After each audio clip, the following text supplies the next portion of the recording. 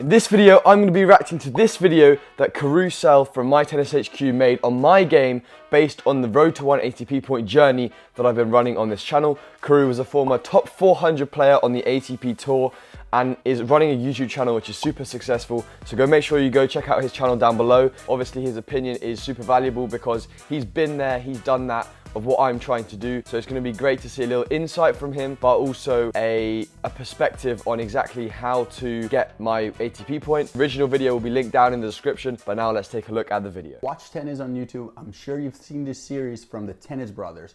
Can I just say, Karue, why haven't you subscribed, man? You haven't subscribed to the channel, go smash that subscribe button. If anyone else watching as well, if you haven't already, just go and check that you're subscribed. It takes 10 seconds and it really helps out the channel. All right, let's carry on. Felix Mischker is documenting his journey to get his first ATP point. I split this video in 3 parts. Number 1, technical and tactical parts of his game that I like and things that I believe he needs to improve. Number 2, the mental component of playing in the pros.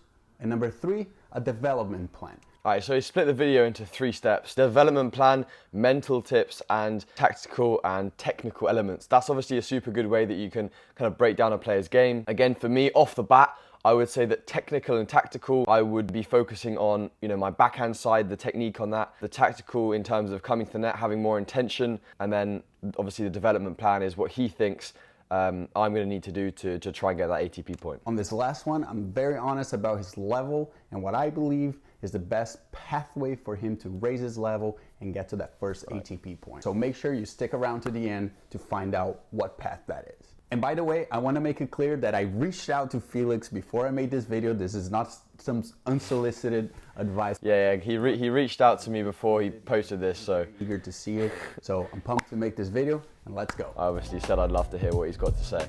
So first, I just want to say Felix has an overall really good game. His serve is really smooth, and he generates a lot of pop without a lot of effort, which is really nice. His forehand is really good. It's legit a weapon. He uses it to get to the net. It's good to hear. Serve, forehand, those are the 2 things I would also say that, I'm using a lot in the matches that I'm looking to hit. Utilize that forehand as much as you can. The backhand is technically solid, doesn't make a lot of mistakes, but needs a little bit of work, which we'll cover in a second. His volleys are really good, but what I really like about it is that he has good instincts. He gets to the net a lot, serves and volleys. Yeah, I've been trying to get to a lot recently just to finish the point nice and early, especially on indoor hard courts. See, my favorite part of his game is his speed. Boy, that kid is fast. He gets to a bunch of balls. Is not afraid of chasing every ball that he can, so that's a really good quality that you have, Felix. There's not a lot that I would change beside his backhand. While his technique isn't bad on the backhand, he doesn't make a ton of mistakes. He also doesn't really hurt his opponent too much from that side. He has that very low take back. It's hard to create power, it's hard to create depth. I think the ball sits a lot when he hits from the backhand side, and he ends up losing his advantage. Yeah, I kind of agree with that. I think my backhand is one of the areas I'm focusing to work on defense, on offense, taking it earlier. I guess the kind of technical element, I'm not wanting to change too much because I don't want to kind of go crazy and spend 4 months re-altering it before I play tournaments. By just having a more focus on doing specific things with my backhand, maybe the movement around the ball, the strike on the contact, because when I am hitting it, it does go deep and it does play well, as I'm sure you guys have seen in my last Road to 1 ATP Point video, which was me playing against the world number 775 towards the back end of that match. I think everything was kind of working really well, so when it is working, it's good. It's just about making sure that that's consistent at all times. From the backhand side, on the point, maybe he hits a good forehand, but then the ball comes to his back and he kind of loses the advantage there. I also think the slice needs a little bit of work on that side. Just in general, some of those slices that I've seen tend to float a lot just into the middle of the court, not really offensive slices.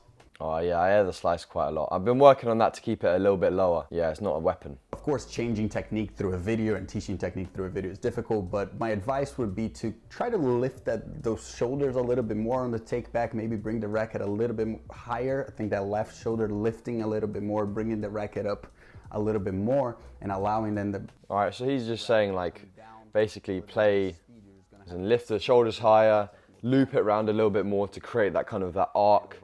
That kind of allows the racket to go under and through the ball.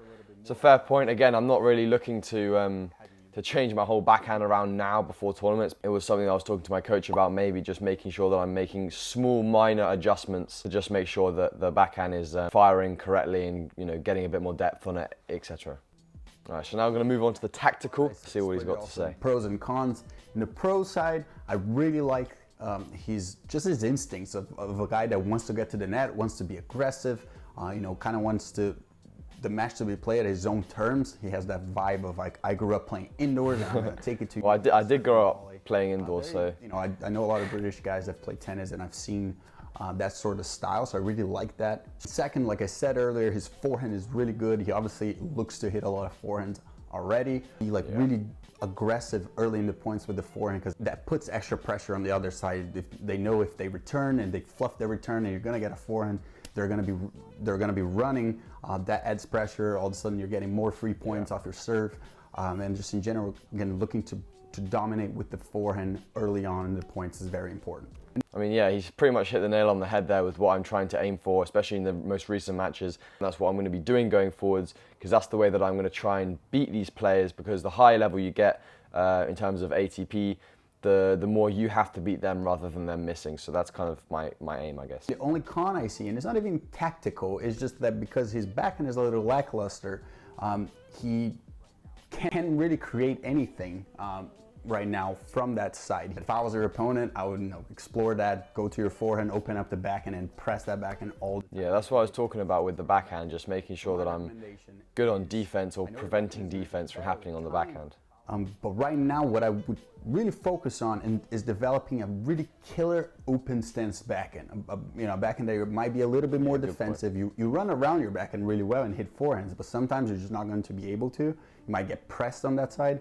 And if you develop like a really killer open stance backhand a la Djokovic, that would help you, stay neutral or even offensive in points in situations that often you just kind of fluff it into the middle of the court and people attack you. Yeah, I think that's a good point, to be honest, because when I'm usually on the open stance, I'm not thinking to play open stance, I'm thinking to kind of semi or close stance. I think that's something I want to make more automatic in my game, is getting to the backhand, playing it with the open stance in mind, because actually when I play it in training and I'm actually consciously thinking about it, it's pretty good backhand. But I just have to consciously see that and obviously work on open stance, the recovery, the movement all around it. Going on to mental advice, let's take a look at what he's got to say. Of course, I don't know Felix personally. I can't comment on his mental strength. So I'm going to just talk about my experience as a pro, as a guy who played a bunch of futures and challengers, and hopefully you can take something out of this, and other players who are in this kind of situation trying to turn pro. In short, the tour is brutal. There's no money, there's a lot of traveling, there's a lot of losing. happens a lot, it happens almost every week. I mean, I can relate to the fact there's a lot of losing. I lost the first 3 or 4 matches of the season, so I mean, obviously the higher level you get, the more you're going to lose as well. So I guess it's a good way to prepare myself for that, is by losing a few at the beginning of this year, but hopefully that can kind of turn around a little bit. And it's just difficult. It is a hard place to be. So I truly believe that building mental strength and focusing on mental strength as much as you focus on your tennis game is going to be really important for you to be able to achieve your goal. And on that note, also remember this: no one playing futures is really that good, unless you're playing maybe like an upcoming Yannick Sinner. They're playing futures for a reason, because there are holes in their games that you can explore. Having a little bit of irrational confidence goes a long way. That's a good point, to be honest. But there's a fine line there that you need to walk, where it's like you feel like you're better than the players, that you feel like you can beat anyone. Because if you're just kind of going there and this is going to be really difficult, or this is the high seed or whatever it is, then you kind of already lost the match before it even started. So that's a good point as well, because I gave my opponent last week a lot of initial respect. And that was dangerous, because you go into the match with such low expectations of yourself that you accept when you're 6-1, 3-2 down, or you're accepting when these things are happening. So you're not actually consciously thinking, how can I improve it? What can I do to change it? What am I doing wrong? How can I get better? I know that my game from the baseline, and when I'm playing my best tennis, I'm able to get it close with a lot of these guys playing the futures tournaments. Let's see what he says for my development plan. I'm assuming he's going to talk about what he thinks I should be doing in the future down the line. Have a rough idea of what he's going to say, but let's take a more in-depth look. I have no doubts that Felix will eventually get his ATP point. There's no question. That's good. I'm glad, Karue, that you think that I will get my ATP point. That makes me a little less worried. Hopefully I can get it within this year though.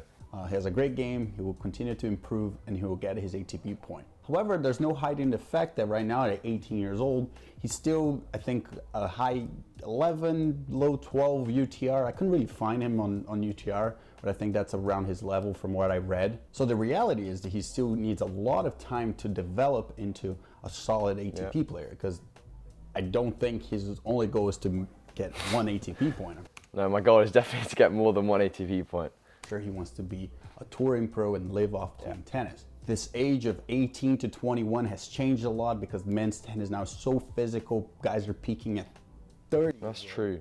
You've got more time nowadays to get there, and you know. And it's just difficult. You kind of no rush. hit in the face a lot during that time. It's like you're fighting in a different weight category very often. So I think the one thing I would recommend to Felix is exploring taking the USA college route. We've seen so much success recently from players coming out of college. Of course, I myself had 3 teammates who are top 100 right now: Cressy, Giron, and Mackie McDonald. I mean, that is a bit ridiculous. The level of that college team must have been a joke. I'd hate to play against you guys. I tend to recommend the college pathway to a lot of people because, 1, you will play a lot of matches and you'll develop physically. Number 2, it cuts a lot of costs during this difficult time. Felix has the level to have a full ride in a lot of schools, so you have free training, free fitness, free PT, everything that you need in one place. 3, you're not giving up on the pro dream because you can play a lot of tournaments over the summer, even during the fall. A lot of the schools are taking players to futures these days. And plus, with the new NIL rules, players can actually use their image and make money. So having a YouTube channel that already probably makes money, I'm assuming, you can continue that. You don't have to give up on that while you're in college. So that's a big plus. I think a few years ago I wouldn't have been able to go to college anyway and carry on the YouTube channel. So that's a very positive thing. That's really cool too. And last, it's just plain fun. You're playing for the team. It's different than what we're used to, just, you know, playing solo. That is one reaction. You can react like that. Look at that, the racket throw even. And in college, you develop great friendships, camaraderie, and you're playing for a bigger goal. And it's really awesome, and I couldn't recommend it more. Now, if that's not an option, totally understand it. You don't have to do it. It's your life. I mean, for me, I've already kind of made my mind up with what I'm doing. I'm planning to go to a UK university, so kind of exactly the same pros from what you're saying. The fact that if I go back, that it was you know, you get the stuff, all the stuff for free. It cuts costs during the transition period. You can still play at a high level, even if like within the months, and you know, you're not giving up on your pro dream. So that's kind of the decision that I'm making. Obviously, I'd like to have some sort of backup plan after I finish university. They have a pretty similar system in terms of the tennis that they're playing, all of the training that they're doing. So yeah, for me, that's personally what I'm going to be doing. And obviously from Karue's experience, it sounds like, you know, the American college route was something that really worked for him. So I'm looking forward to going to uni and then progressing and pursuing a career in tennis after university. That's it, really. Again, Felix, I think you're on the right path. You're doing awesome with your channel and documenting this. Clearly, people want to see it. If you haven't yet, again, we got a link down below to his channel. Make sure you guys go check out his series. And again, thanks for letting me do this. I had a ton of fun as a coach. It's nice to like analyze someone's game and hopefully try to help him improve and guide him in the right direction. Yeah, I mean, it definitely helped me in the right direction. I mean, I know kind of now, I guess from an outsider's perspective of what he thinks my game is missing and what it needs. I think that also aligns with a lot of the things that I've talked with my coach on. So yeah, it was great to hear, you know, Karue's opinion. I'd love to go out and play a set against him. I think he's based in, I think, California. So maybe next time I'm out in the US, we could play a practice set, and then you can maybe give me some in-person tips. Once again, the full video will be linked in the description. Go and subscribe to Karue's channel. So also make sure you subscribe to my channel. It really helps support the journey and all that type of stuff. And I'll see you guys in this Sunday's video on Road to 1 ATP Point.